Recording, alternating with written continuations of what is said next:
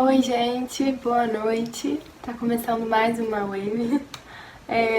Hoje a gente vai dar continuidade à série que a gente estava fazendo, né? Então a gente começou sábado passado uma série sobre Gálatas e vai até o próximo sábado, então a gente tá basicamente no meio. Eu tenho certeza que vai ser bênção, que vai ser especial. Queria só orar então pra gente começar. Senhor, muito obrigada, Pai, por mais uma Wave, por mais um culto que o Senhor tem nos dado. Muito obrigada porque até aqui você tem ajudado a gente, você tem deixado com que a gente esteja unido. Eu oro para que tudo que for falado, tudo que for cantado aqui, Pai, te glorifique, que a gente possa tirar alguma coisa de tudo isso e que a gente possa botar em prática também. Nos dê sabedoria, nos dê discernimento e muito obrigada mesmo, Pai, porque o Senhor tem tornado tudo isso possível. Em nome de Jesus, amém. Amém, gente. Eu quero estar contigo,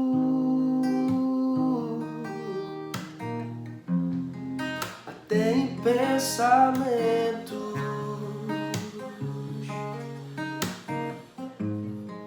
Eu quero andar contigo,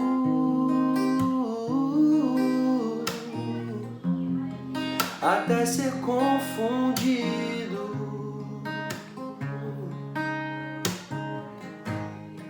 Quero que tu preenchas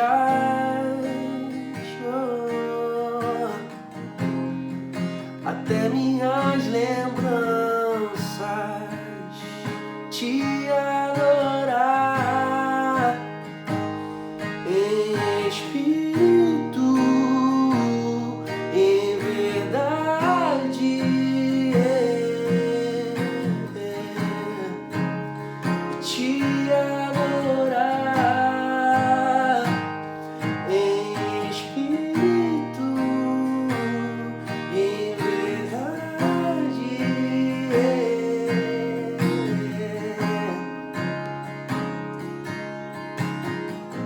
e ser como tu és, é o que eu nasci pra ser, é o que eu nasci pra ser,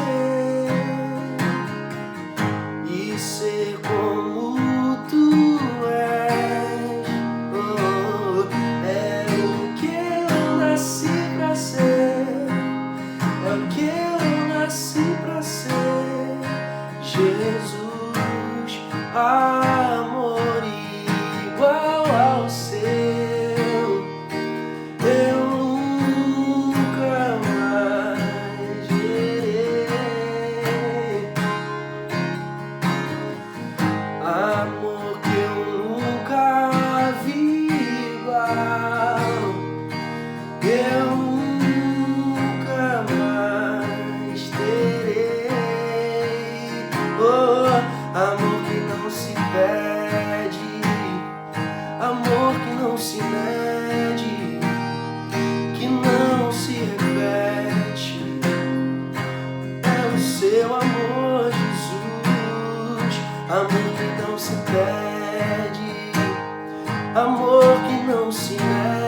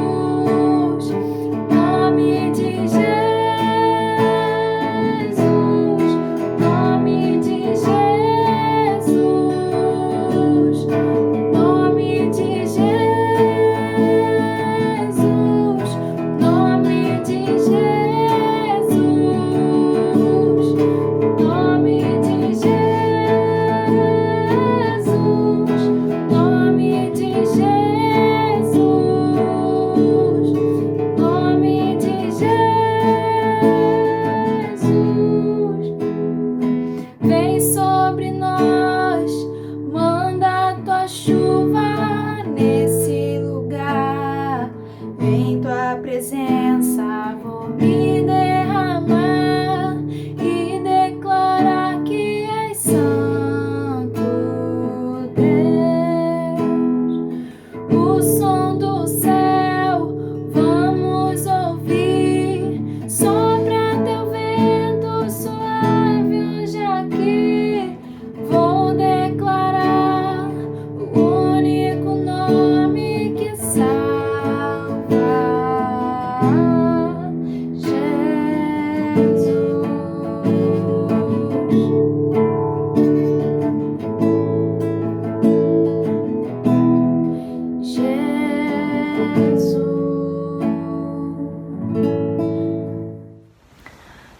Gente, agora então a gente vai pro momento das ofertas.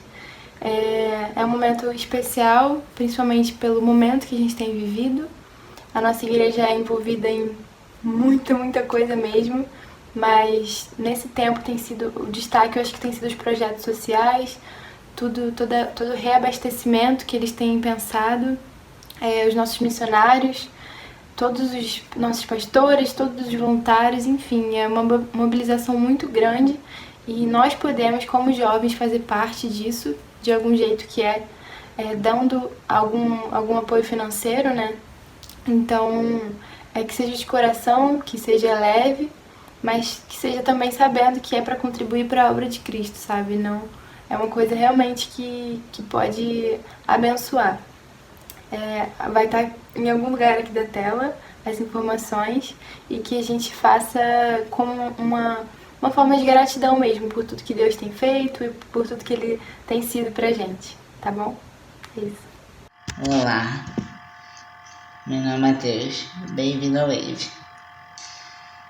Eu vou contar pra vocês como foi minha experiência com Jesus. Se encontrar Jesus foi a coisa mais linda da minha vida, foi a decisão mais sábia que eu tomei em toda a minha vida. Nesses 23 anos, né, eu me converti com 19 para 20 anos e foi lindo demais. Foi assim, em 2017 eu me mudei pro Cafubá, Piratininga, para começar um curso pré-vestibular de medicina no Miguel Couto, ali de Piratininga.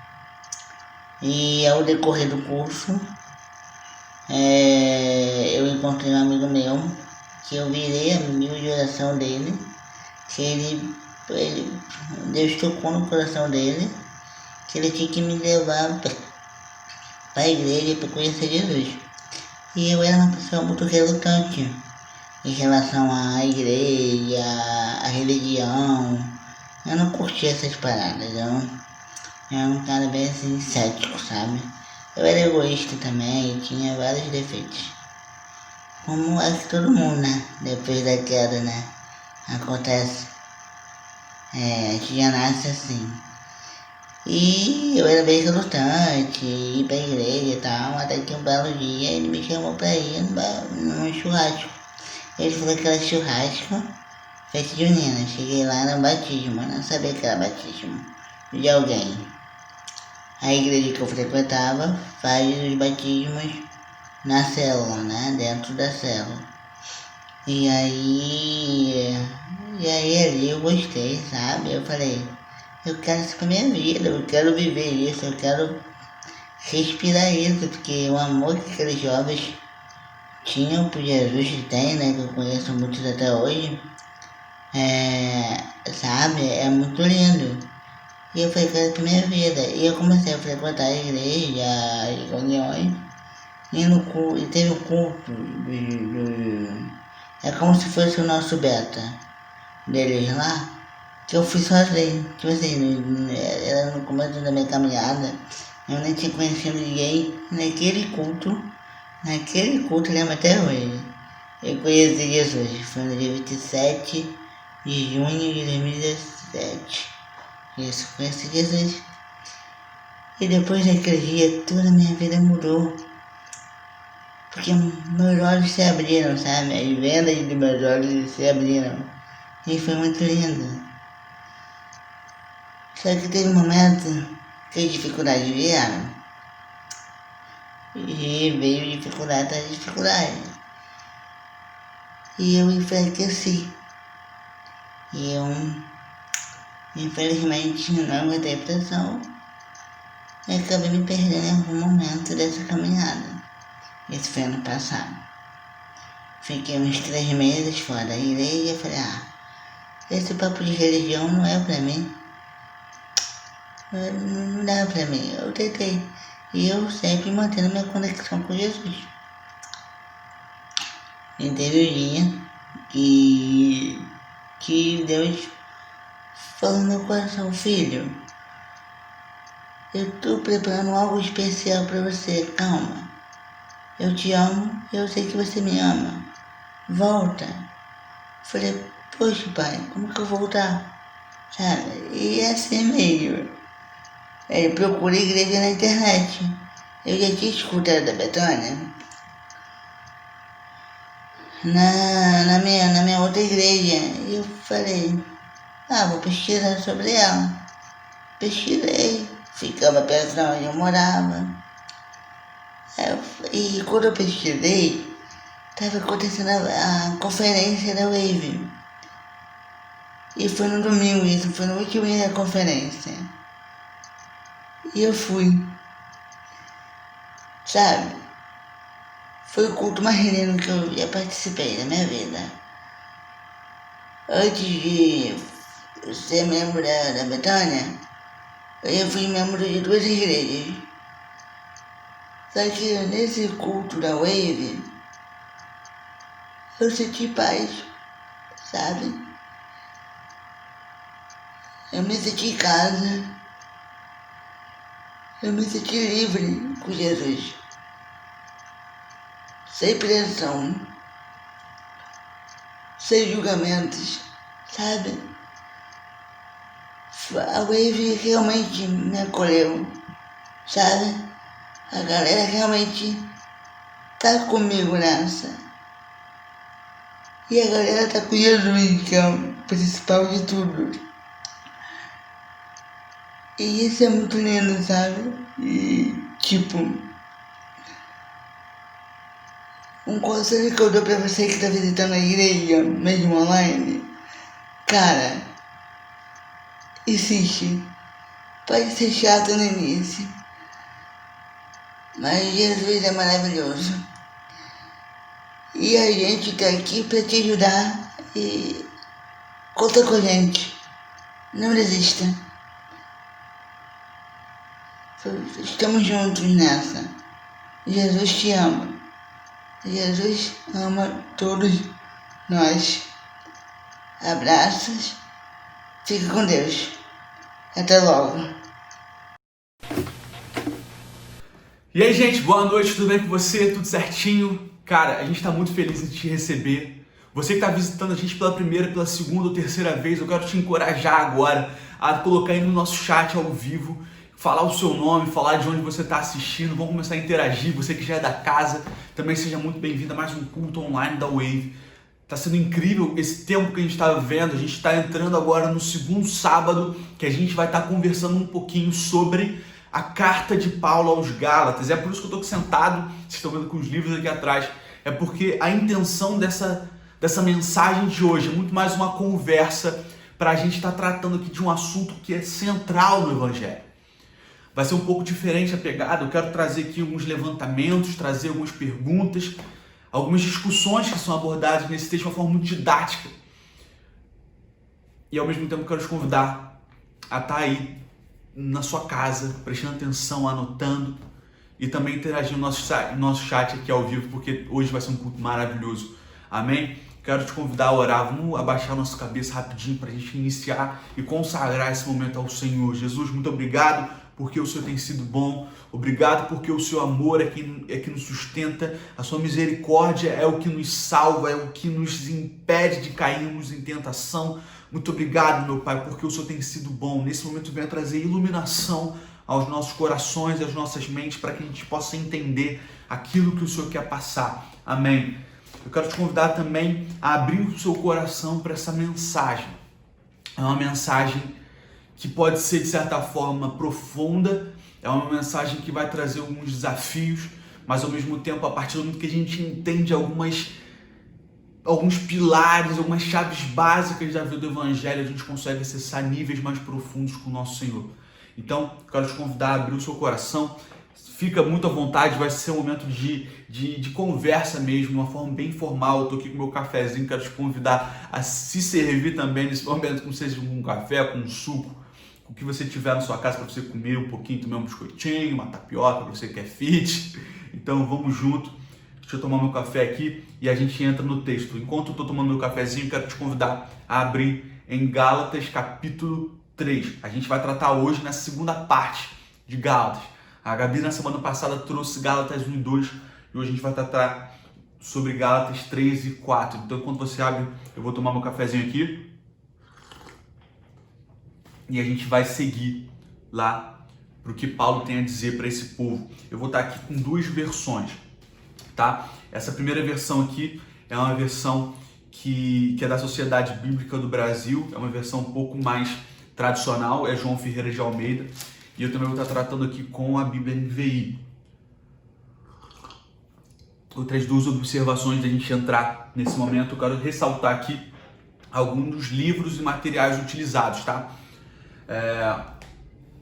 Tá aqui, não é isso aqui, gente, não é escola bíblica, mas isso aqui faz parte, até porque foi o que eu falei, são doutrinas básicas que a gente precisa entender e eu quero fazer essas referências bibliográficas aqui.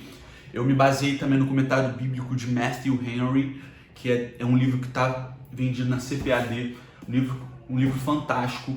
Algumas das mensagens que Paulo traz aqui em Gálatas é muito parecido com algumas mensagens que ele traz para a igreja de Roma, então eu usei também o comentário bíblico de Romanos, de John Stott. Usei também, calma aí gente, deixa eu pegar aqui. Usei também esse livro aqui, Santidade, Sem a Qual Ninguém Verá o Senhor, de J.C. Ryle. É um livro também muito interessante, com ensinamentos muito preciosos.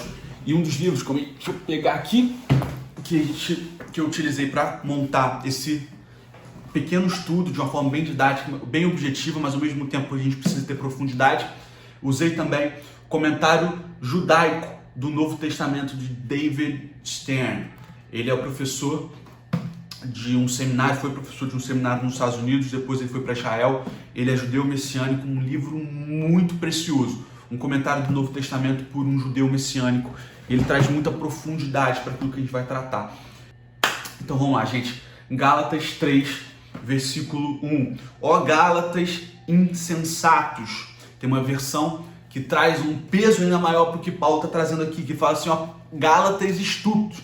Então, a gente começa a ver aqui um início da carta bem exortativo por parte de Paulo. Quando ele trata, ó Gálatas insensatos, não é com falta de amor, não é com falta de humildade ou falta de misericórdia para aquele povo, mas sim uma exortação de amor, porque Paulo o tempo todo se refere aos Gálatas como irmãos.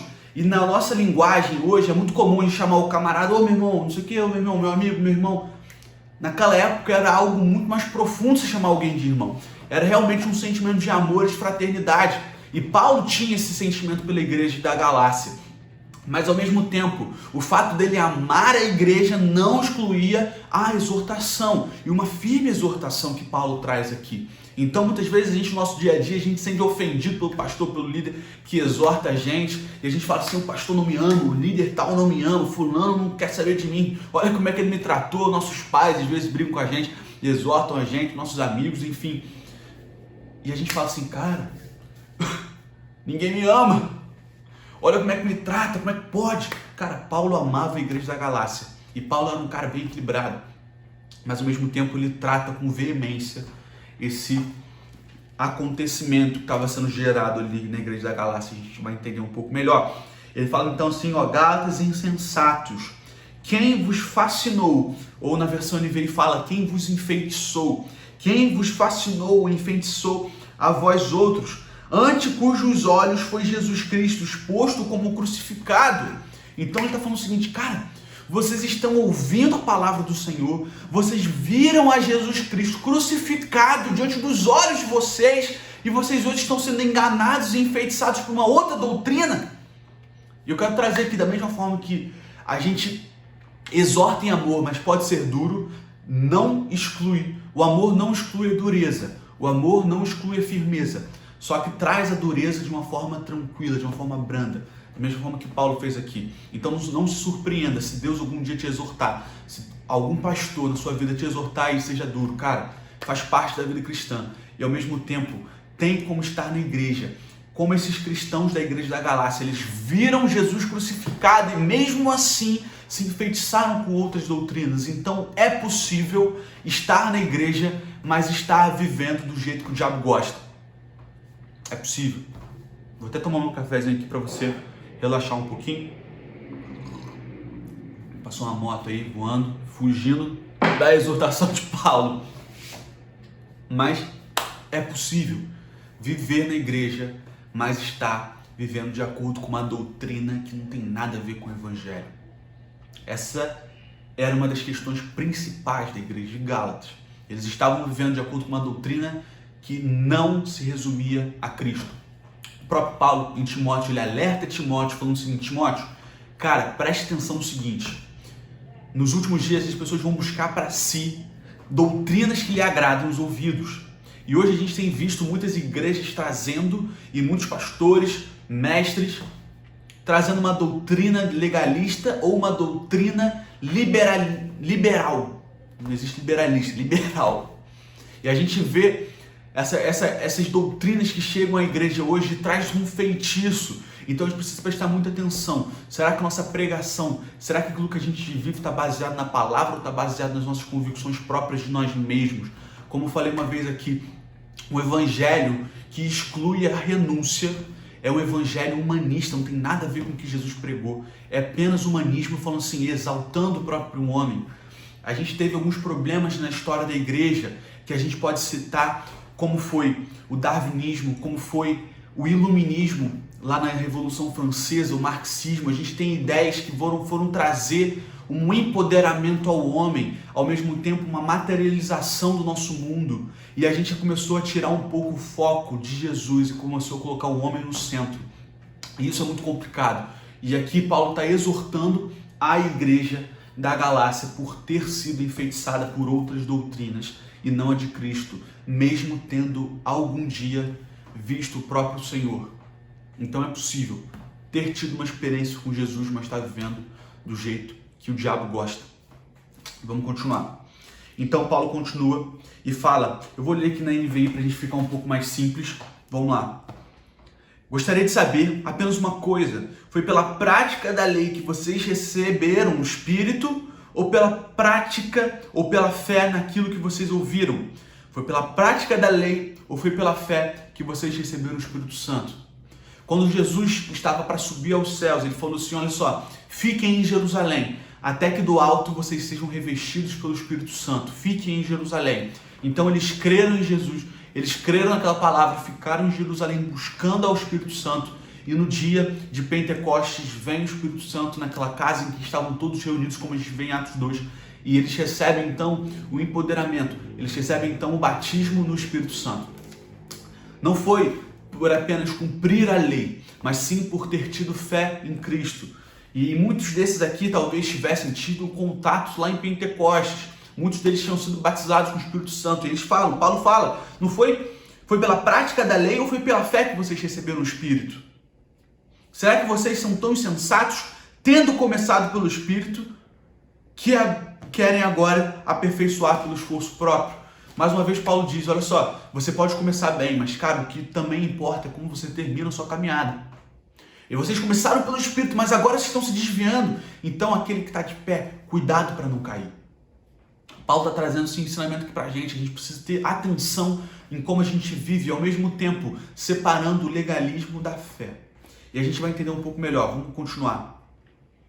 Eu preciso que você, se você estiver anotando, pode anotar aí o que eu estou falando, porque isso aqui são coisas importantes que precisam ser meditadas.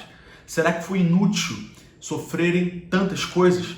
Se é que foi inútil, aquele que lhes dá o Espírito e opera milagres entre vocês realiza essas coisas pela prática da lei ou pela fé com a qual receberam a palavra? Mais uma vez ele está falando, olha só, vocês receberam o Espírito, mas foi pela fé em Jesus ou foi pela prática da própria lei? Considerem o exemplo de Abraão. Ele creu em Deus e isso lhe foi creditado como justiça.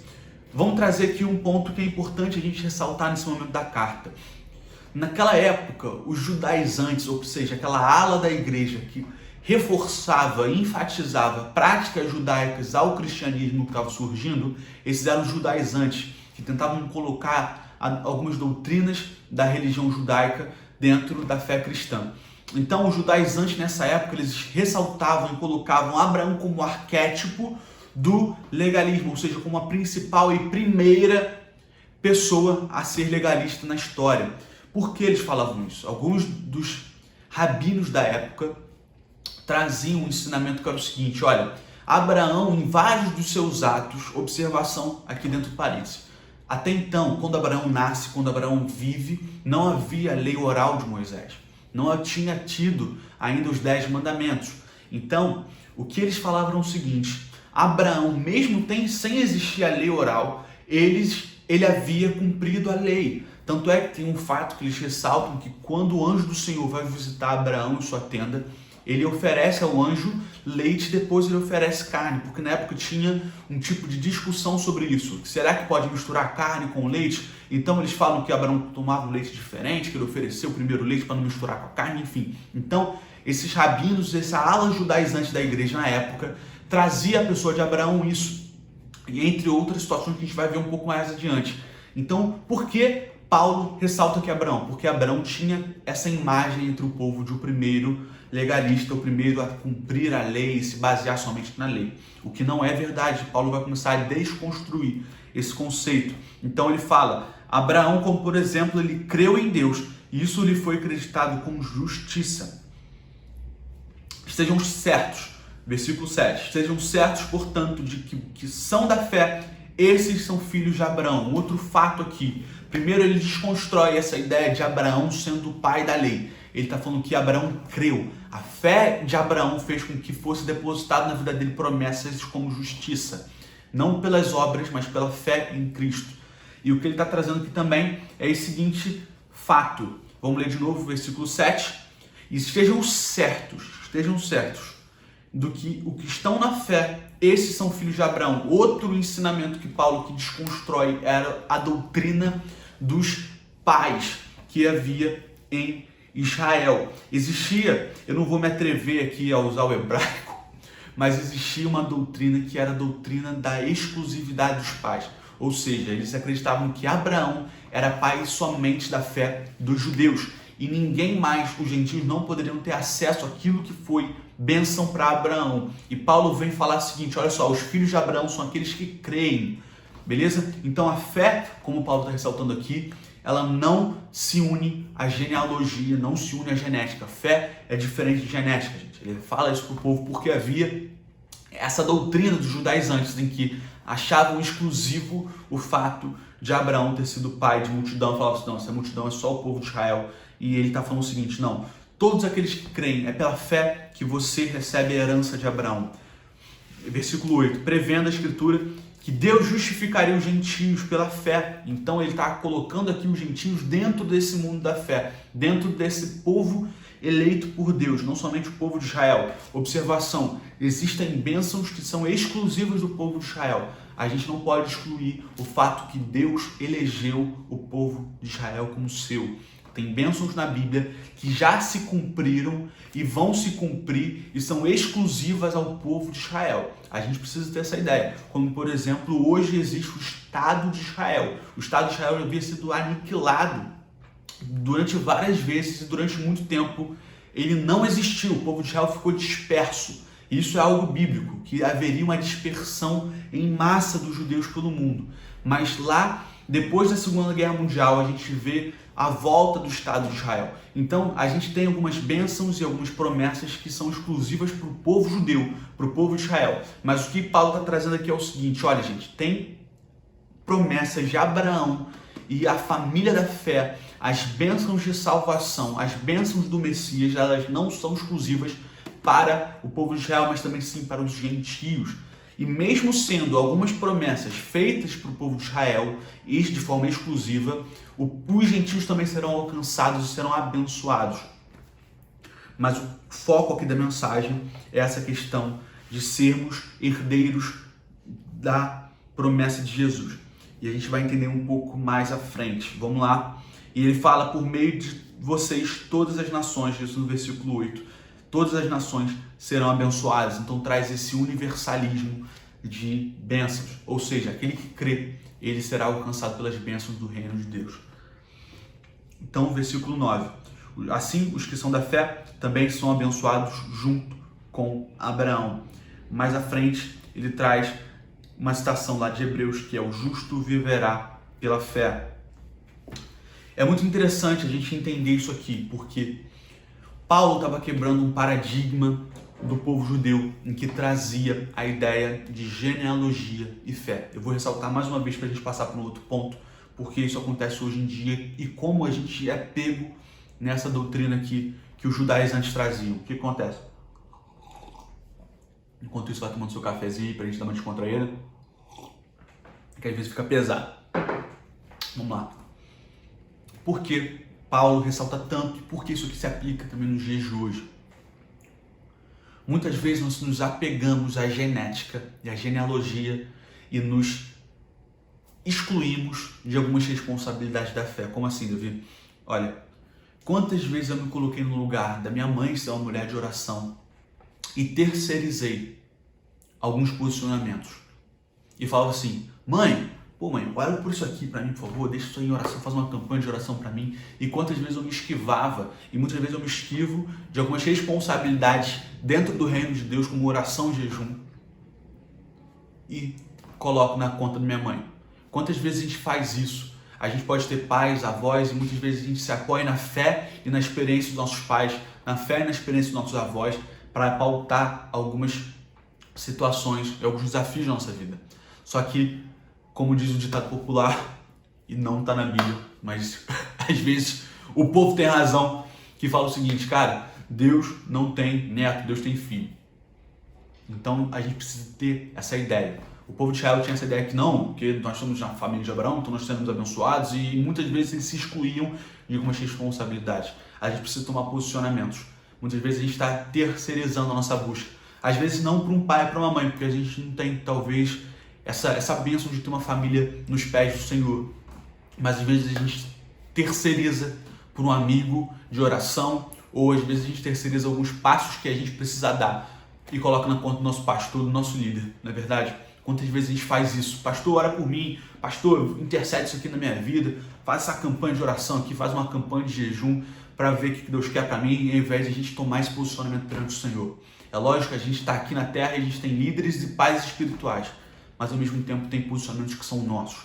Então, não faça isso como a Galácia estava fazendo, assim como muitas vezes eu faço também. Não fique colocando na conta da genealogia, na conta da genética, alguns posicionamentos de fé que a gente precisa tomar. Então, Paulo continua, e lá para a gente avançar um pouquinho, para a gente não ficar muito tempo, ele começa a trazer aqui algumas críticas. E o interessante é o seguinte, e algumas críticas que Paulo fala, como por exemplo no versículo 10, já os que se apoiam na prática da lei estão debaixo de maldição, pois está escrito: maldito aquele que não persiste em praticar toda a lei e as coisas que estão escritas nesse livro.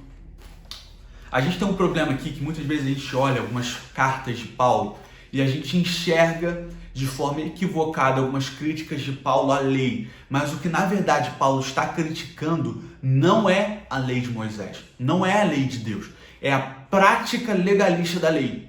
Isso é interessante, porque se a gente for lá no original do texto do grego, a gente vai ver Paulo falando sobre erga nomos. Erga nomos não é a lei em si, mas sim as obras da lei. Por exemplo, se a gente for ler na João Ferreira de Almeida, ele trata de prática da lei, mas na NVI ele fala isso como lei. Então a gente precisa ter essa sensibilidade, esse conhecimento bíblico, que muitas vezes a gente associa críticas à lei, quando na verdade Paulo mesmo ressalta a bondade da lei. A gente vê em Romanos 7, por exemplo, Paulo falando que a lei é boa.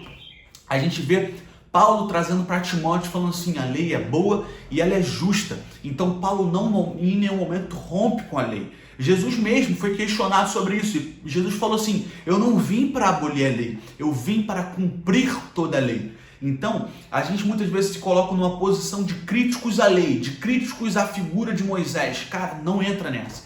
Paulo em nenhum momento critica a lei, mas ele critica os atos legalistas, ou seja, eu vou obter a minha salvação não pela minha fé em Cristo, mas sim por obedecer alguns mandamentos.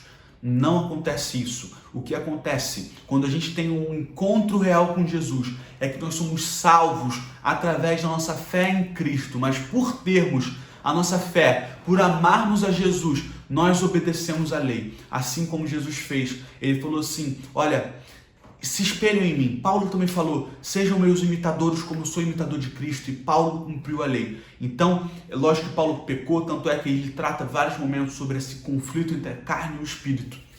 Mas o que a gente precisa ter ideia aqui, Paulo não critica a lei. Paulo não critica a lei de Moisés. Paulo critica o pensamento e as práticas legalistas que colocavam acima da fé em Cristo alguns preceitos. E a gente vai entender daqui a pouco um pouco melhor isso, porque até mesmo Paulo faz algumas perguntas, em que Paulo diz assim, qual era então, no versículo 19 do capítulo 3, qual era então o propósito da lei?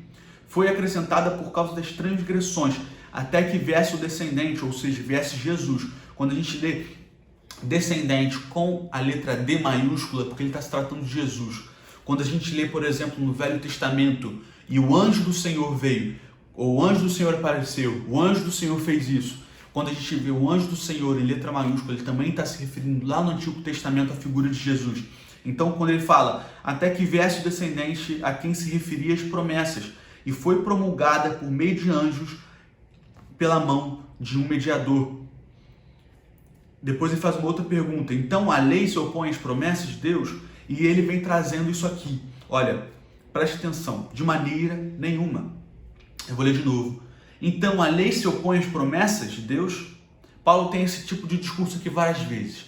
Várias vezes Paulo traz perguntas em sua carta que logo depois ele responde. Isso aqui era uma tática de argumentação muito utilizada pelos judeus naquela época. Tanto é que Paulo faz isso também para a igreja de Roma. Em Romanos ele faz muito isso. Ele traz uma pergunta e logo depois ele responde como ele estivesse antecipando algum tipo de questionamento que alguém pudesse ter em relação a ele, em relação com o que ele estava trazendo. Tanto é que lá em Romanos, capítulo 4, 5 e 6, ele faz esse tipo de discurso. Como, por exemplo, a gente lê lá em Romanos que fala, e está muito a ver com isso aqui.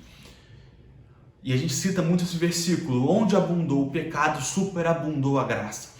E aí Paulo, logo depois, no próximo capítulo, ele fala o seguinte lá em Romanos 5 e 6. Mas por acaso, então, se onde abundou o pecado, superabunda a graça, devo eu pecar para experimentar a graça? E Paulo fala assim, de maneira nenhuma. Então Paulo nunca exclui o posicionamento de busca pela santidade.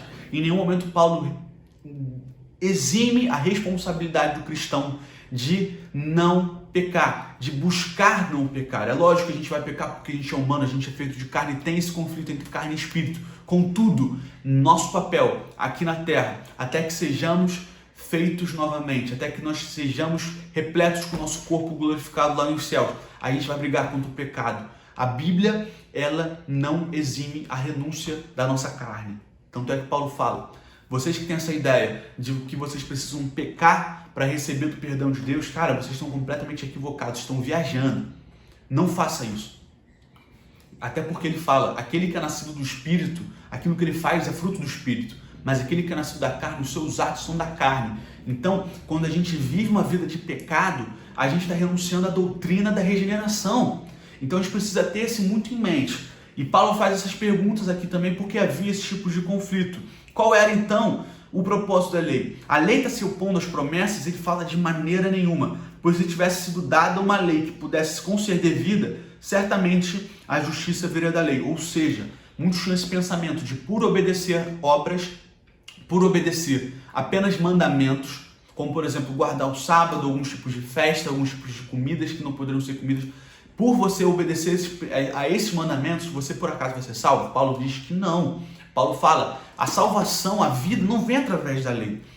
Mas ao mesmo tempo, ele fala, mas a Escritura encerrou tudo debaixo do pecado, a fim de que a promessa que é feita em fé em Jesus foi dada aos que crerem. Porque ele fala depois, a lei serviu como um tutor até a vinda de Cristo. Vamos entender isso aqui. Qual foi o papel da lei? até a vida de Cristo. Ele traz essa ideia de tutoria. Ele traz, como no grego, de pedagogo. O pedagogo era um papel de tutor que levava, por exemplo, o filho de uma pessoa importante à escola, a trazia de volta, levava para os lugares, ensinava determinados atributos. Então, a gente tem aqui uma visão que Paulo traz sobre a lei, que era o seguinte: a lei nos leva até Cristo, porque ao experimentarmos e tentarmos viver a base da lei, nós vemos que isso é impossível. Então, Cristo vem em nosso lugar, porque a lei fala assim, cara, é impossível agradar a Deus. Então, nós olhamos para Cristo. E quando nós olhamos para Cristo, nós vemos que alguém cumpriu toda a lei e agradou a Deus. E nós, através de Cristo, podemos agradar ao nosso Senhor Jesus. A lei serviu para nos levar até Cristo. E ao nos levar até Cristo, nós somos imersos, como ele diz daqui a pouco, que ele fala que nós seríamos batizados. Vamos lá. Versículo 26. E todos vocês são filhos de Deus mediante a fé em Cristo, pois que em Cristo foram batizados de Cristo e se revestiram dele. Ou seja, quando nós encontramos a Cristo, quando a lei vem e nos leva até Jesus, nós somos imersos nele. E quando nós somos imersos nele, nós tomamos uma posição de filhos de Deus. Isso é maravilhoso. Ou seja, não há mais lei que se opõe a mim, querendo me incriminar, porque Jesus já me justificou. Mas ao mesmo tempo, por ser justificado, eu pratico obras que agradam ao Senhor. E agora eu quero que você abra para a gente continuar, não quero me estender muito. Eu quero trazer esse ponto aqui central que a gente vai tratar, que são os primeiros versículos de Gálatas, capítulo 4. Vamos lá. Gálatas, capítulo 4, versículo 1. Digo, porém, que enquanto o herdeiro é menor de idade, em nada se difere de um escravo, embora seja dono de tudo. O que Paulo está trazendo aqui? Qual é o tipo de ideia que ele quer trazer? O ponto principal aqui desse versículo e do início da carta de Gálatas, no seu capítulo 4, é o seguinte: a maturidade ela é essencial para o reino de Deus. A nossa fé, como Paulo vem construindo desde o início, que ele vem desassociando o fato de eu fazer boas obras para conseguir minha salvação. Minha salvação é pela fé em Cristo, e então, pela fé, eu pratico boas obras. O que Paulo está trazendo aqui também é o seguinte: a fé é o que nos dá acesso a essa herança, a essa família. Contudo, não termina na fé. Quando nós tomamos a posição e tomamos a escolha de servirmos a Cristo, fala assim, eu vou servir a Jesus Cristo, eu aceito Jesus como meu Senhor e Salvador. Esse é o primeiro passo para que a gente possa viver uma vida de acordo com o reino. A fé em Cristo é o primeiro passo, não é o fim. A salvação não é o final da caminhada cristã. A salvação é o início dessa grande aventura. E o que Paulo está falando é o seguinte: pela fé vocês são colocados como herdeiros, mas embora sejam herdeiros, o menino, quando é herdeiro, ele possui tudo, mas em nada se difere de um escravo, embora seja dono de tudo. Vamos pensar aqui no seguinte, mal comparando, imagina que hoje eu chego para você e falo o seguinte, cara, toma aqui um carro, tô te dando um carro, esse carro é seu, um carro bonitão, todo equipado, motorzão, brabo, um super carro, coloca esse carro na tua mão, a chave tá com você, mas eu falo o seguinte, esse carro é seu. Aí você olha pro carro e fala assim, pô cara, que beleza, vou entrar nesse carro, vou dar uma volta no Brasil inteiro, vou pegar as estradas, vou descobrir logo novos lugares, vou botar esse carro pra correr, enfim, vou utilizar essa porcaria não, essa benção, esse tesouro, vou utilizar esse carro maravilhoso. E aí eu viro pra você e falo o seguinte, olha cara, você só vai poder utilizar esse carro depois que você tiver a sua carteira de motorista. E aí, o carro é seu, tá ali, à sua disposição, mas você ainda não tem maturidade para utilizá-lo. Não acontece isso? É a mesma coisa no reino de Deus. O reino de Deus já nos foi dado esse acesso. Contudo, para a gente usufruir de tudo aquilo que o reino traz, é preciso ter maturidade. E eu vou embasar isso de acordo com alguns versículos que estão também nas cartas de Paulo. Por exemplo, quando Paulo escreve para Timóteo. Vamos lá, em Timóteo, Cadê? Marquei aqui, gente, para não perder. Vamos lá. Timóteo, capítulo... Cadê? Capítulo 3, versículo 6. 1 Timóteo 3, versículo 6.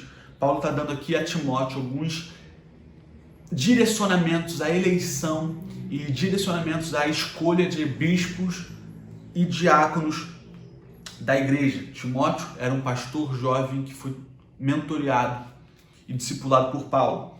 E Paulo, quando ele está escrevendo essa carta para Timóteo, ele fala o seguinte: Timóteo, preste atenção no seguinte, aquele que você vai escolher para ser bispo da igreja, ele não pode, versículo 6, ser neófito, ou seja, novo na fé ou imaturo, porque para não suceder que se ensoberbeça e incorra na condenação do diabo. Ou seja, o bispo da igreja, o líder da igreja, ele não pode ser imaturo, ou seja, para você exercer uma posição dentro do reino de autoridade, você não pode estar enquadrado na imaturidade.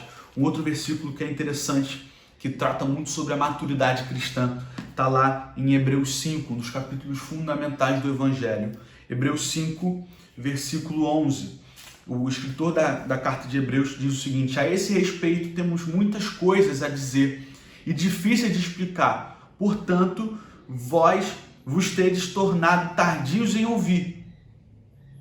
Pois, com efeito, quando deveis ser mestres, atendendo ao tempo decorrido, tendes novamente a necessidade de alguém que vos ensine de novo quais são os princípios elementares dos oráculos de Deus. Ou seja, o escritor da carta de Hebreus está virando para essa igreja, para esse povo aqui, falando o seguinte: olha, à medida do tempo que vocês estão vivendo na fé, já era para vocês estarem exercendo posições de mestres, mas ainda estão vivendo de acordo com aqueles que começaram agora. Já era para vocês estarem dando aula, já era para vocês estarem ensinando nas suas igrejas, mas vocês ainda estão se alimentando de alimentos muito líquidos. Vocês ainda estão vivendo e buscando e precisando de ensinamentos básicos da fé. Como é que pode? Então, o escritor de Hebreus está trazendo essa questão da maturidade, da importância da maturidade no reino de Deus. Que também a maturidade não significa, tenho 10 anos de igreja, então sou maduro na fé. Não, isso aqui mostra o seguinte: você pode estar na igreja 10, 15, 20 anos e mesmo assim ser completamente imaturo e ainda precisar aprender lições básicas do reino de Deus. Provérbios 20, versículo... Calma, deixa eu pegar aqui, versículo 21. A herança obtida na hora errada não se torna bênção no final. A herança obtida antes da hora acaba não sendo bênção. Por quê? Porque é exatamente isso, a questão da maturidade, a questão do preparo. Exemplos práticos a isso. Moisés, quando é chamado por Deus a libertar o povo, ele começou antes a sentir algumas situações lá no Egito ainda, e ele queria provar ao povo de Israel o fato dele ser do povo de Israel e não do Egito. E ele é tão imaturo e tão intenso em provar aquele ponto que ele chega a matar um homem. A mesma coisa Pedro. Pedro foi levantado para ser um apóstolo da igreja, mas enquanto ele não amadureceu, ele não pôde exercer esse cargo, porque ele chegou ao ponto de cortar a orelha de uma pessoa para defender Jesus Cristo. Então eu quero falar o seguinte: quando a gente exerce e toma posse da herança de uma forma não ainda preparada para exercer, como por exemplo, a gente tem o caso e a parábola do filho pródigo, em que Jesus conta a história daquele garoto que pega toda a herança do pai dele antes da hora e vai e gasta tudo. Quando a gente não está preparado para assumir a herança, quando a gente não tem maturidade suficiente para exercer determinados pontos do nosso chamado, a gente acaba matando pessoas, a gente acaba ensurdecendo uns, corta a orelha de outros. Sabe por quê? Porque a gente não tem maturidade suficiente. A partir do momento que a gente entende a mensagem de Cristo, a gente precisa passar por um tempo de processo e amadurecimento. Porque para usufruir dos atributos do reino de Deus, como paz, justiça, alegria, mansidão, domínio próprio, para a gente obter o chamado, ter esse poder do Evangelho, para a gente ter a unção de Cristo, a gente precisa ter também maturidade. Pedro, na sua carta, já terminando, Pedro na sua carta, ele fala o seguinte: gente, vocês precisam entender uma parada. A maturidade, a fé, ela é somada à maturidade. A fé, ela é somada à mansidão. Eu vou ler para não parecer que eu estou inventando. Vamos lá, 1 Pedro. 1 Pedro, capítulo... Deixa eu procurar aqui, gente, que às vezes eu marco aqui, mas eu acabo me perdendo. Vamos lá. Cadê? Gente, parece que as coisas somem, impressionante. Cadê, gente? Aqui, ó.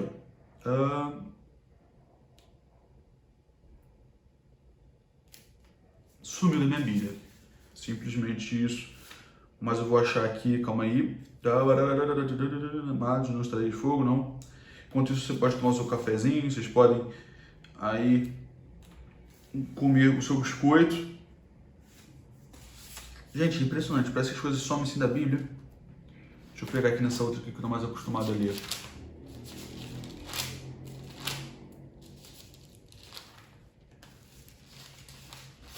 Pedro.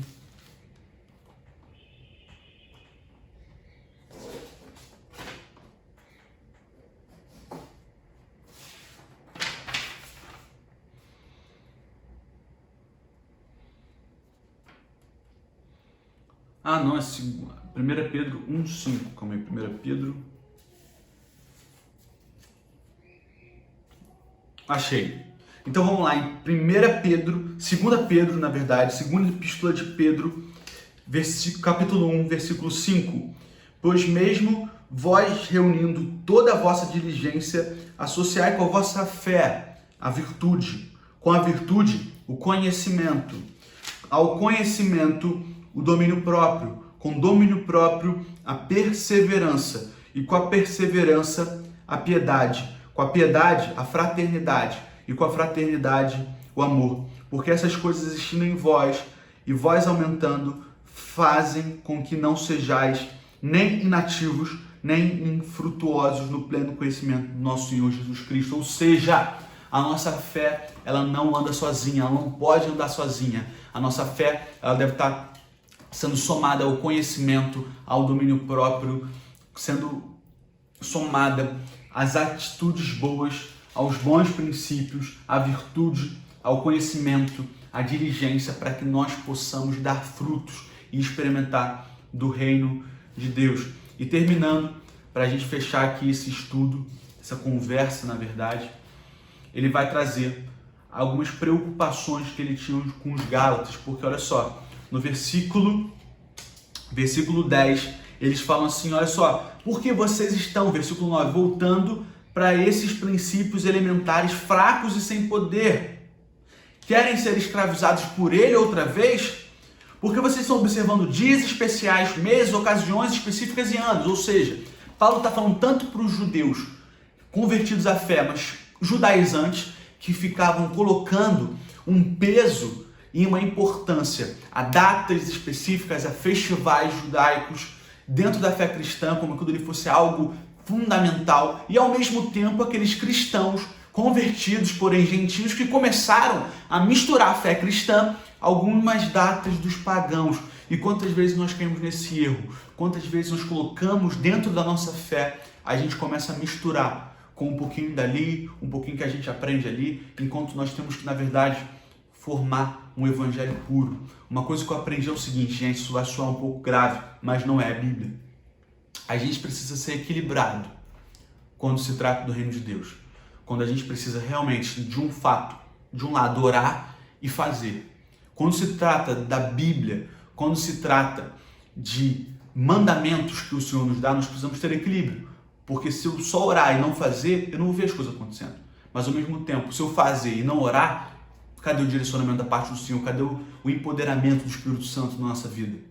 Ao mesmo tempo, a gente precisa ter tanto o poder de Deus, mas ao mesmo tempo ser equilibrado em conhecimento, em buscar saber mais sobre o Senhor, ler a Bíblia, ler livros, bons livros.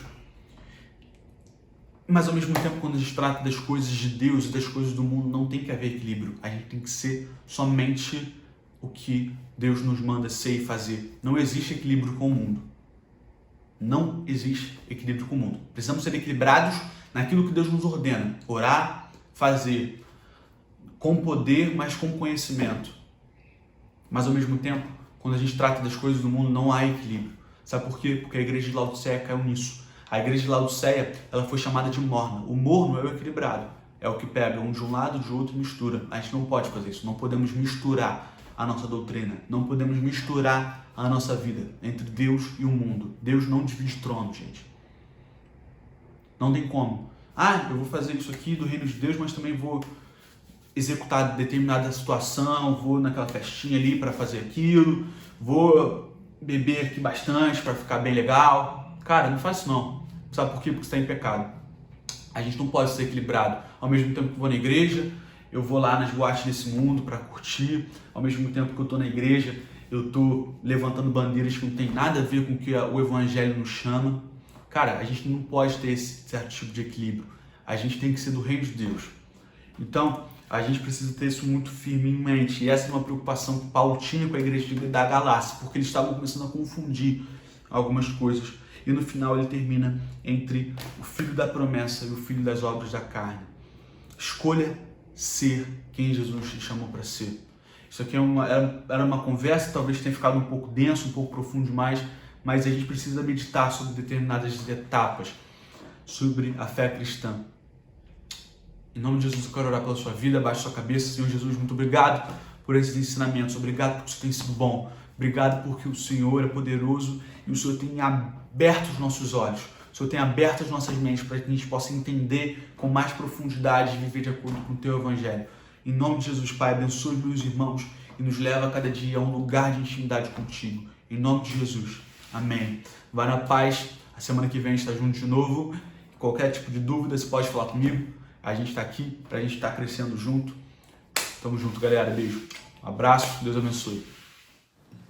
Não há nada melhor do que ter você comigo.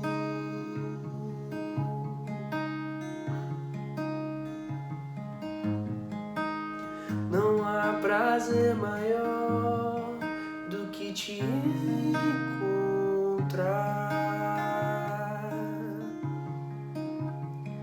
Não há lugar que eu queira ir se você não for. Não há lugar que eu queira ir se você não for. Minha casa é você. Você é o meu lar, é onde eu quero estar, é onde eu quero estar. Minha casa é você, você é o meu lar, é onde eu quero estar, é onde eu quero estar.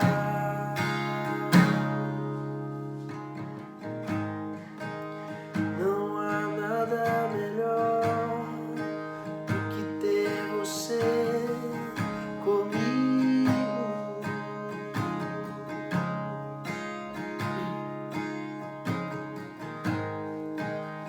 Não há prazer maior do que te encontrar.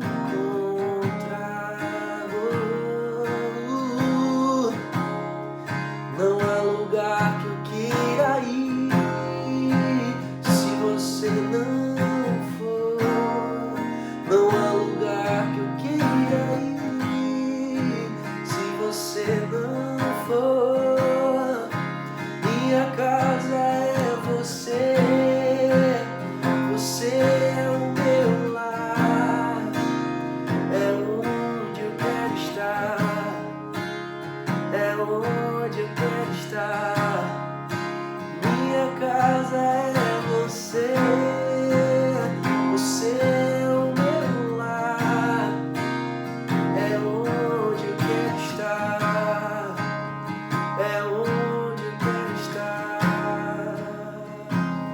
Tudo será vazio até que você venha. Tudo será vazio até que você venha. Nada terá sentido até que você venha. Nada terá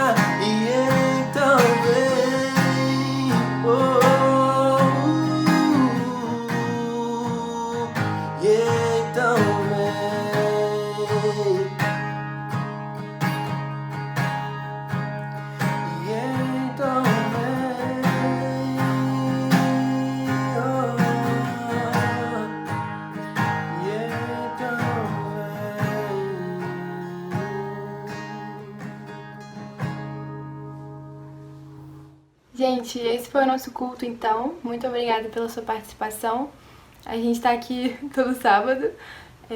E fora isso, a gente também se reúne nas células. Não sei se você participa de alguma, mas se você quiser, pode entrar em contato com a gente que a gente te direciona. É um momento de comunhão que a gente precisa estar unido, né? Precisa estar firme. Fora isso, tem as nossas redes sociais também, que a gente tem compartilhado lives e vídeos. E, enfim, tudo pra gente tá sendo nutrido, né? Vou só orar então pra gente terminar, mas espero que você tenha sido abençoado. Senhor, muito obrigada por esse culto, muito obrigada por tudo que o Senhor falou com a gente durante ele, que a gente possa estar levando, botando em prática o que foi falado e que você possa estar seguindo com a gente durante essa semana. Abençoa todo mundo que está assistindo e quem não está assistindo também e as famílias dessas pessoas, Pai. Muito obrigada. Em nome de Jesus, amém. Amém, gente. Fiquem com Deus e boa semana para vocês.